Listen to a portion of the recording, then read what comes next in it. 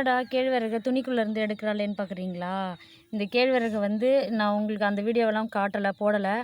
இதை முத நாளே தண்ணியில் நல்லா கழுவிட்டு, கழுவுனதுக்கப்புறம் 1 டே ஃபுல்லாக நல்லா ஊறணும். ஒரு 8 மணி நேரம். ஊறினதுக்கப்புறம் ஈவினிங்காக என்ன பண்ணலாம், தண்ணியெல்லாம் வடிச்சிட்டு, இந்த மாதிரி ஒரு நாட்டு துணி இருக்குல்ல, காடா பீஸ் துணி, இல்லை நாட்டு துணி, இந்த வாயில் புடவைலாம் இருக்குல்ல, பியூர் காட்டன், அந்த துணியில் நைட்டுக்கு தண்ணி வடிச்சிட்டு கட்டி வச்சிட்டோம்னா, மறுநாள் காலையில் அவுத்து பார்த்தோம்னா அழகாக குட்டி குட்டி குட்டி குட்டியாக முளப்பு இருக்கும். அந்த முளப்புக்கு அப்புறம் நிழல் பாடத்துலேயே, அதாவது இளம் வெயில்லையே அதை நல்லா காய வைக்கணும்.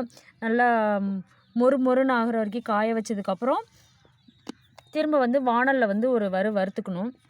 இப்போ வாணலில் இந்த கேழ்வரகு நல்லா வறுத்துட்ருக்கிறேன். இந்த மாதிரி வறுத்துக்கணும். நான் 2 கிலோ அளவுக்கு கேழ்வரகு எடுத்துக்கிட்டேன். என்னடா கேழ்வரக துணிக்குள்ளேருந்து எடுக்கிறாளேன்னு பார்க்குறீங்களா? இந்த கேழ்வரக நான் உங்களுக்கு அந்த வீடியோவெல்லாம் காட்டலை, போடலை. இதை முத நாளே தண்ணியில் நல்லா கழுவிட்டு, கழுவுனதுக்கப்புறம் 1 டே ஃபுல்லாக நல்லா ஊறணும். ஒரு 8 மணி நேரம். ஊறினதுக்கப்புறம் ஈவினிங்காக என்ன பண்ணலாம், தண்ணியெல்லாம் வடிச்சிட்டு, இந்த மாதிரி ஒரு நாட்டு துணி இருக்குல்ல, காடா பீஸ் துணி, இல்லை நாட்டு துணி, இந்த வாயில் புடவைலாம் இருக்குல்ல, பியூர் காட்டன், அந்த துணியில் நைட்டுக்கு தண்ணி வடிச்சிட்டு கட்டி வச்சிட்டோம்னா, மறுநாள் காலையில் அவுத்து பார்த்தோம்னா அழகாக குட்டி குட்டி குட்டி குட்டியாக முளப்பு இருக்கும்.